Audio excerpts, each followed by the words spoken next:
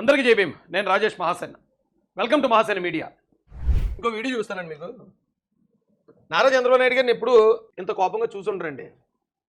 ఆయన కోపం ఈ స్థాయిలో ఉండటం ఫస్ట్ టైం నేను కూడా చూశాను. కానీ అంత కోపంలో కూడా ఒక్క మాట కూడా ఆయన ఎక్కడ మిస్ అవ్వకుండా చాలా హుందాగా, నిజంగా ఆయన చూస్తుంటే ఒకసారి ఆశ్చర్యం వేస్తుందండి.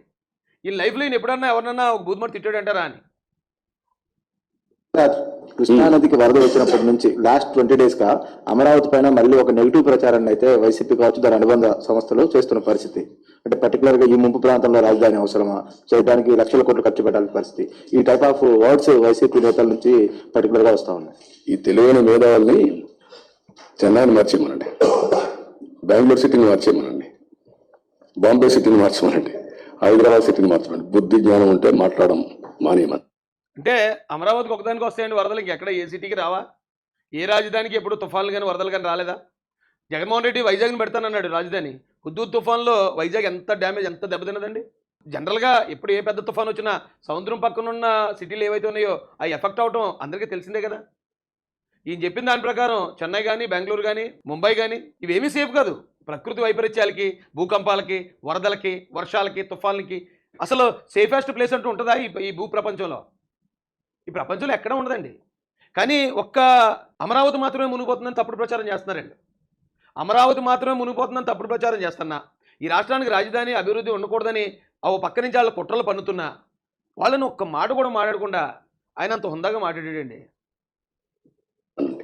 బుద్ధి జ్ఞానం లేకపోతే మాట్లాడమనండి. మీ ఇంటి మీద నీళ్ళు వస్తాయని ఆకాశాలు పోతావు నువ్వు. ఇంటికి నీళ్లు రాకుండా చూసుకోవాలి. ఇప్పటికే మర్యాద చెప్తే మర్యాద కూడా లేదు వీళ్ళకు. మర్యాద తెలుసుకునేది నేర్చుకోవాలి. ఇంకొకసారి మాట్లాడితే నాలుగులు తాళాలు వేయాల్సి వస్తుంది. నాలుగు కనీసం కత్తిరిస్తాను అన్నమాట అని అంటాడు అనుకున్నాను ఆయన.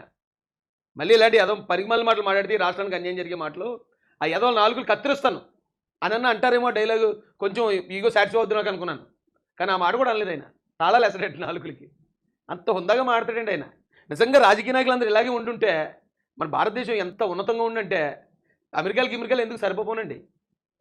ఆ హుందాతనం అనేది గతంలో రాజకీయ నాయకులందరూ ఇలాగే ఉండేవారు. చంద్రబాబు నాయుడు గారు అంత విజనరీలు కాకపోయినా ఆ మాటల్లో మాత్రం అలాగే ఉండేవి. రాజశేఖర రెడ్డి గారు కూడా అలాగే చక్కగా మంచిగా మాట్లాడేవారు, సెటైర్లు వేస్తారు, అందరినీ నవ్విస్తాడు. కానీ జగన్ రెడ్డి వచ్చిన తర్వాతే రాజకీయ నాయకుల మాటలు ఇంకా అమ్మలు, లకారాలు, అమ్మ మొగుళ్ళు, ఇంకా దరిద్రం అంతా తెచ్చిపెట్టుకున్నామండి బాబు. మనం 5 సంవత్సరాల పాటు ఒక మాఫియా ఈ రాష్ట్రాన్ని పరిపాలించింది. నాయకులు అంటే ఇలాగే ఉంటారండి హుందాగానే. వాట్ నాన్ సెన్స్, ఏంటి తమాషలు అంటూ ఇన్నింటి వాస్తవాలు లెక్క పెట్టుకుంటూ రాజకీయం కోసం అసహ్యమైన రాజకీయాలు చేస్తారా మీరు? కకృతి రాజకీయాలు పడతారా మీరు? మాట్లాడేవాళ్ళు లేరని మీ ఇష్ట ప్రకారం మాట్లాడతారా? అసలు ఒక వార్నింగ్, కొద్దిమంది ఎదవల గురించి తిట్టాల్సి వచ్చిన సందర్భాన్ని ఎంత హుందాగా చేయొచ్చు అని కూడా సమాజానికి తెలియజేయండి ఆయన.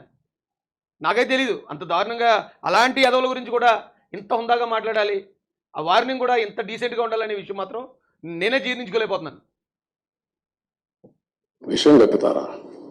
ఎందుకంటే విషయం కక్కడం విశాఖపట్నం ఉదయం ఏమైంది? ఇప్పుడు 200 పెడితే ఏమవుతుంది? తిరుపతి ఫ్లడ్ రాలేదా? ఏ సిటీ సేఫ్? నెల్లూరు రాలా? కానీ వైసీపీ వాళ్ళు వాళ్ళ ఈ వరదలు వచ్చాయి కాబట్టి వరదలు అంటున్నారండి. ఒకవేళ వరదలు రాకపోతే అమరావతిలో వర్షాలు పడిపోతున్నాయి. వర్షాలు పడిపోయే ప్రాంతంలో రాజధాని పెట్టారు. ఇంకేమి ఏ వంకలేనో డొంకట్టుకుని నిలబడ్డాడు అంటారండి. అలాగా ఏదో వంక కావాలంతే వాళ్ళకి. అంటే వర్షాలు కూడా లేని సిటీ కావాలంటారు తర్వాత.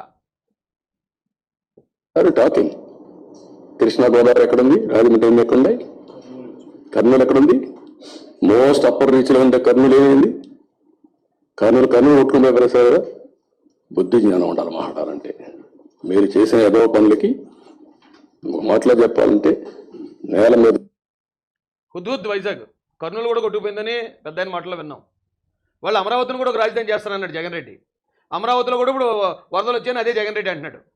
మరి అతను చెప్పిన 3 సిటీలు సేఫ్ కాదు కదా. అప్పుడు వరదలకి, ప్రకృతి వైపరీత్యాలకి, వానలకి ఏ సిటీ సేఫ్ కాదు. అలాంటి దరిద్రమైన ప్రచారం చేసే దరిద్రులను కూడా ఇంత హుందాగా తిట్టే ముఖ్యమంత్రి, ఇంత హుందాగా వార్నింగ్ ఇచ్చే ముఖ్యమంత్రి రాష్ట్రానికి దొరకటం మన అదృష్టం అండి. ముక్కు పెట్టి రాసుకోవాలి మీరు తప్పుడు పనులు చేసి. కొంచెం పాలిష్గా మాట్లాడుతున్నాం. పాలిష్గా మాట్లాడితే ఎక్కదు. ఎక్కని వాళ్ళకి ఏం చేయాలో కూడా చేసి చూపించాల్సిన అవసరం ఉంది. అదే జరుగుతుంది రేపు. మనం చూశారు మీరు. అక్కడ పోతే వీళ్ళు ఏం చేశారు? అదే జరగాలి ఈ రాష్ట్రంలో. కనీసం దిగారంటే మీరు నీళ్ళల్లో.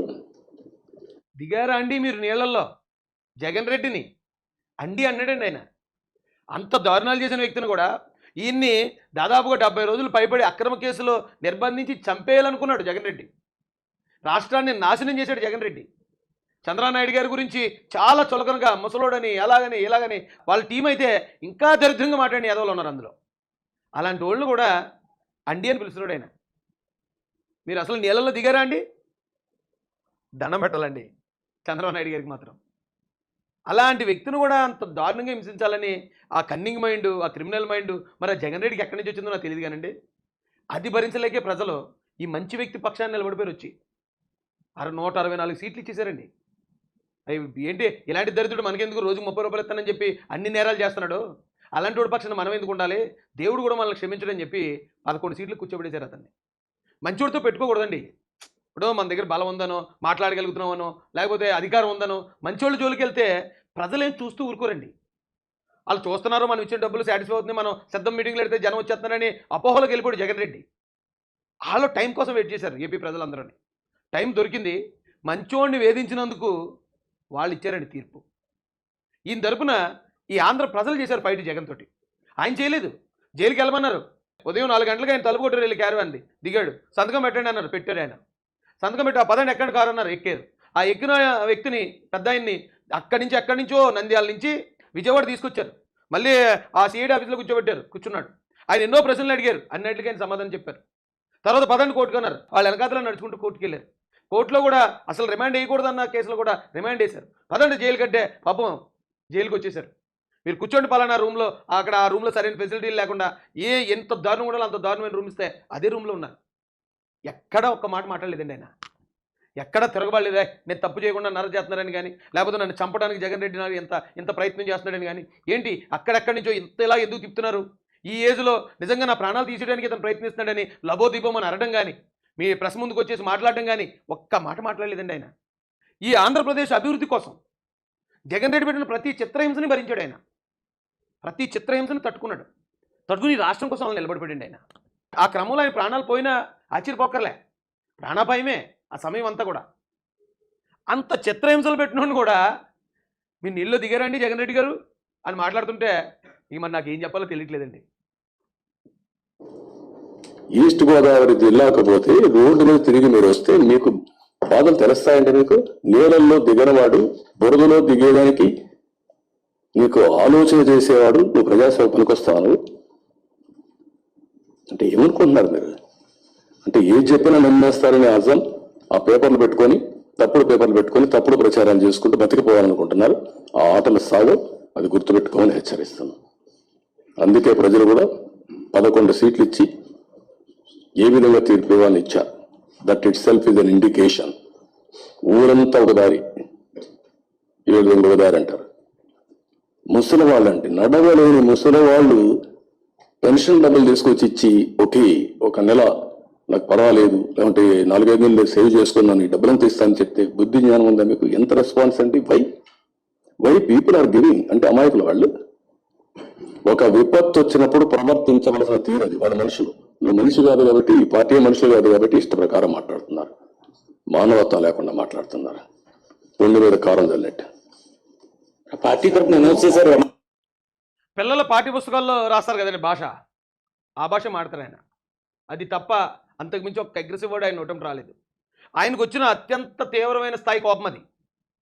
ఆ కోపంలోనే ఆయన అలాంటి పదాలు వాడారంటే ఇంకా ఆయన మామూలుగా ఉన్నప్పుడు ఆయన ఎంత డీసెంట్గా మాడతారో మనం అర్థం చేసుకోవచ్చు. ఇలా ఇప్పుడు ఆయన అలా ఉండబట్టే, మంచిగా ఉండబట్టే ఆయన తరపున మనందరం ఫైట్ చేస్తాం.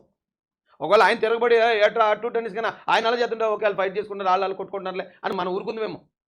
కానీ ఆయన అంత మంచిగా ఉండటం, వాళ్ళు ఏం చేసినా మాట్లాడకుండా ప్రతి దానికి ఆయన శిరసావించి వెళ్ళిపోయాడు అంతే. అందుకని మొత్తం ప్రపంచం అంతా కదిలిందండి ఆ రోజు చంద్రబాబు నాయుడు గారి గురించి.